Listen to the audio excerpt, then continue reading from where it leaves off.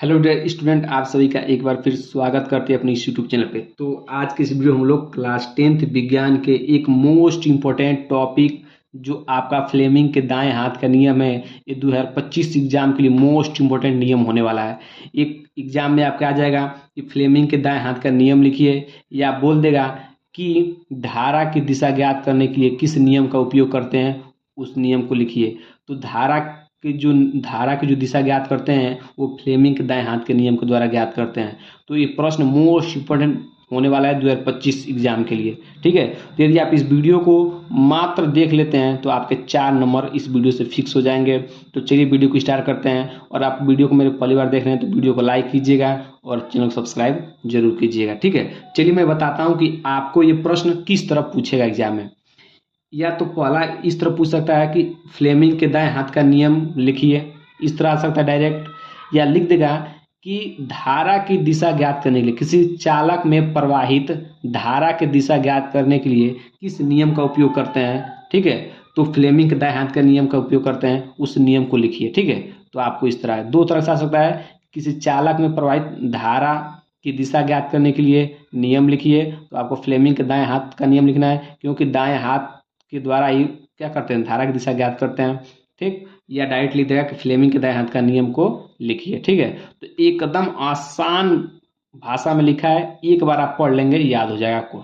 ठीक है, तो चलिए, फ्लेमिंग के दाएं हाथ का नियम क्या होता है। इस नियम के अनुसार यदि हम अपने दाएं हाथ का नियम है तो अपन दाएं हाथ लेना है। ठीक ना, हाथ की अंगूठा, तर्जनी व मध्यमा, देखिएगा अंगूठा हो गया, ये वाला अंगूठा हो गया, ये क्या हो गया, ये तर्जनी हो गया, ये क्या हो गया, मध्यमा हो गया। ठीक ना, ये वाला तर्जनी हो गया, ठीक, ये वाला क्या हो गया, मध्यमा, जो बीच में होता है मध्यमा हो गया, ये वाला अंगूठा हो गया। ठीक ना, को इस प्रकार फैलाएं कि तीनों परस्पर क्या रहे, लंबवत रहे। देखिए कैसे फैलाना, इस तरह फैलाना, ध्यान से देखिएगा। ठीक है, आपको दिखाई नहीं दे रहा। ठीक है, ठीक, परस्पर लंबवत रहे, तीनों क्या होना चाहिए, परस्पर लंबवत होना चाहिए।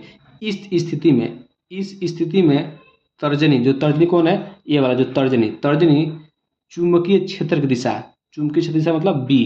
ठीक ना, अंगूठा चालक पर लगने वाले बल की दिशा को प्रदर्शित करे, तो मध्यमा चालक में बहने वाली धारा को दिशा को प्रदर्शित करेगा। मोस्ट इम्पोर्टेंट क्वेश्चन, बस आपको इतना लिखना है, 4 नंबर मिल जाएंगे। क्या लिखना है, ध्यान समझिएगा कि इस नियम के अनुसार यदि हम अपने दाएं हाथ के अंगूठे, तर्जनी व मध्यमा को इस प्रकार फैलाएं कि तीनों परस्पर क्या हो, लंबवत हो। ठीक है, तीनों क्या होना चाहिए, लंबवत हो, इस तरह फैलाना। ठीक ना, इस तरह क्या होना चाहिए, तीनों परस्पर, अंगूठा ऊपर आना चाहिए, तीनों परस्पर क्या हो, लंबवत रहे। ठीक ना, लंबवत रहे, तो इस स्थिति में जो तर्जनी होती है, जो तर्जनी मतलब ये वाला जो तर्जनी होती है, ये चुंबकीय क्षेत्र की दिशा को प्रदर्शित करेगी, और जो अंगूठा आगा वो चालक पर लगने वाले बल की दिशा को प्रदर्शित करे, तो जो मध्यमा है वो चालक में बहने वाली धारा की दिशा को प्रदर्शित करेगा। कितना आसान भाषा है, बस आप इसको यही लिख देना है, आपको पूरा फुल नंबर मिल जाएंगे। ठीक है, तो ये एक बार और बता देते हैं कि एग्जाम में किस तरह प्रश्न इससे आएगा। या तो पहला यह सकता है कि फ्लेमिंग के दाएं हाथ का नियम लिखिए, इस तरह सकता है, डायरेक्ट लिख देगा।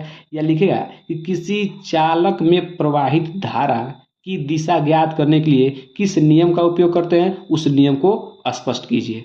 दो तरह से आ सकता है। ठीक है, तो किसी चालक में प्रवाहित धारा की दिशा ज्ञात करने के लिए हम फ्लेमिंग के दाएं हाथ का नियम का उपयोग करते हैं, और ये नियम आपका ये रहा। ठीक है, तो आप इसका स्क्रीनशॉट ले लीजिए और लिख लीजिए आज ही अपने कॉपी में, और 4 नंबर फिक्स कर लीजिए। 2025 एग्जाम के लिए मोस्ट इंपोर्टेंट ये टॉपिक होने वाला है। ठीक है, यदि आप 2025 का एग्जाम देने जा रहे हैं तो आपको ये टॉपिक मोस्ट इंपोर्टेंट होने वाला है। ठीक है, तो इसको याद कर लीजिएगा। अगर आपको वीडियो अच्छा लगा हो तो वीडियो को लाइक और चैनल को सब्सक्राइब जरूर कीजिएगा। ठीक है।